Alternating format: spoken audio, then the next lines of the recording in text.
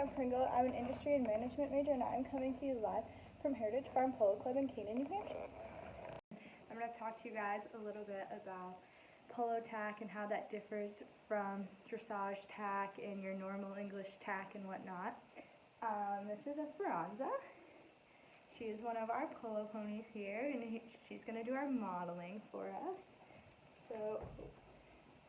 So polo tack, as you can see, they go in a bridle that is pretty similar to dressage tack, but their bits are all either pelham, so she has a pelham here, or they go in gags.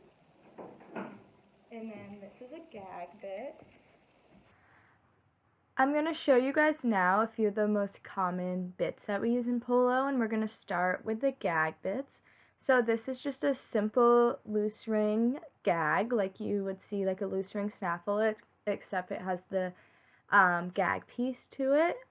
This is considered a medium ring gag. You can find them with bigger rings and smaller rings as well.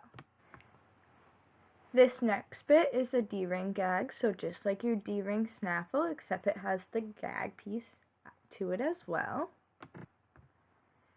This next bit is called a berry gag, so you can see that it has two mouthpieces. This one is copper, but you can get them in a normal finish as well, but they are pretty commonly seen in copper as well. And they both are jointed in the middle, and you can find them jointed at different spots, or some are jointed at the same spot. This next bit is a loose ring slow twist, so it has the same loose ring action, but the mouthpiece has a slow twist to it. This next bit is what polo players consider a polo pelham, but it is just a pelham bit that is ported in the middle. This is what we call a mullen mouth or straight bar pelham. These are a very common bit. It's pretty soft on the horse's mouth. This final piece is a pelham as well. It has a mylar mouthpiece, so it is ported, and then that middle piece rolls in their mouth. Every bit has some sort of leverage action to it. So in the pelham, this rein is your leverage, and in the gag, you also have a rein attached to this bottom part, and this is your leverage part of your bit. They also all wear two sets of reins. So the draw rein part, this is her draw rein, and that always connects to the snaffle part of the bit, and your straight rein always connects to the leverage part of the bit. There are a few horses that don't go in draw reins just because the force of the draw rein causes them to over collect, and we don't want that. So for those horses, like one of my other horses I ride goes in a bit just like this one, but it has straight reins that connect here too. This is just a picture of a horse with two pairs of straight reins. I know it's kind of hard to see, but he has straight reins connected to both parts of his bit.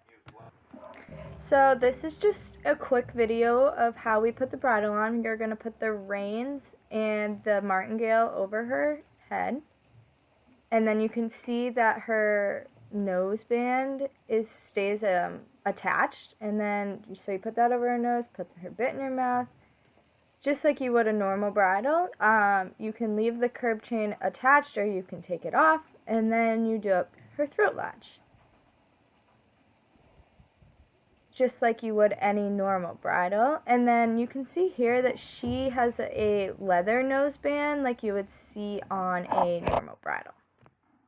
So you can see the draw rein action here. So it goes and it runs through the outside of her bit, back underneath every piece of her tack, and connects to the front part of her girth. Next, we're going to look at curb chain adjustment. So you should be able to move the bit 45 degrees, and then the chain should hit the bottom of the horse's chin.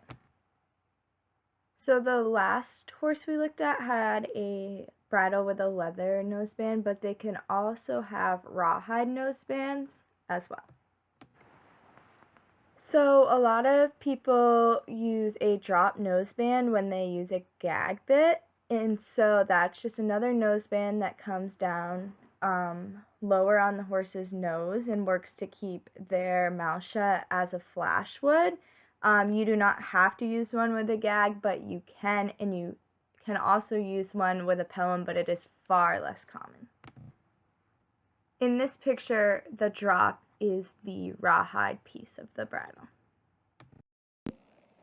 So they also all wear standing tie down. So as you can see, this is her standing tie down. So it connects to her noseband and then runs underneath her legs and connects to her girth in between her legs, and then it has this strap that goes around her neck. These are tightened, so these fit, and you want them to, when I lift this up, it should just touch her neck. So it just barely touches her neck. So when they're running around, that won't come in action at all unless they decide to pick up their head. So you can tell her mane has been roached. So all horses, polo ponies' manes are roached so it stays out of the way of all of her reins and the mallets, because it becomes really dangerous if the mallets get caught up in them. The only time you may see a polo pony with a long mane is if they're green, so that's a symbol of a green horse, is that if their manes have been left. We'll kind of look more back to her saddle. They all wear breastplates, so this is just a polo breastplate, just simply comes up over her, right above, in front of her withers, and then comes down around the front of her. You want these to be fairly tight, obviously not too much that it's restricting her movement, but the purpose of it, like any breastplate, is to keep the saddle in place. This is a polo saddle.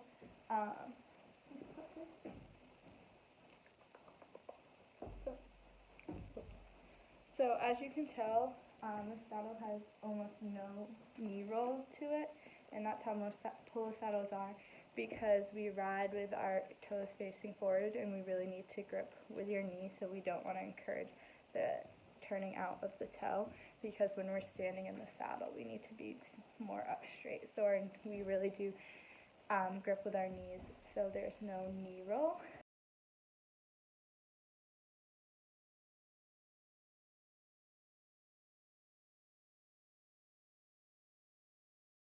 So polo ponies also wear polo wraps. For games, they wear them on all 4 feet. You can't tell, but this is wrapped with a tail. So most people wrap with a tail, and that just goes down the back of their tendons and provides a little extra support there. It's also, you can tell, it doesn't really cup her fetlock, but you really just want to hit the widest point of that fetlock right here, because if she's going to interact or hit her fetlocks, that's where it's going to hit. So this is a quick clip on how to wrap. So you're going to take a tail that is about the length of from their carpal to their fetlock, and you're going to leave that out, and you're just going to wrap down the leg. Like I said in the previous clip, you don't need to cup, and then once you get to the bottom, you're just going to pull your tail down and then wrap right back up the horse's leg as if there was no tail there.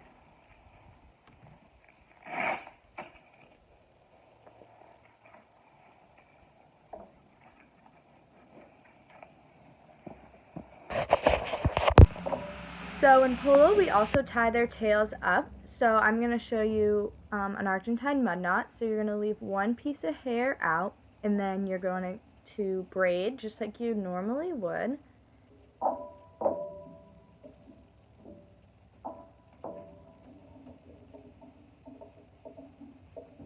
You can go about halfway down the tail. It's kind of all, you develop a technique on how much braid you use and stuff like that. And then you're going to split it into 2 sections, pull it back up, wrap it around the horse's dock of the tail either once or twice, and then you're going to twist in the other piece and fold it over, and then you wrap from the top of your little knot down, and that knots itself. And then once you have done that, you're just going to pull down, and that's going to secure the knot. Thank you all for watching. I know that was a lot of information in a short period of time, but I hope you all enjoyed it.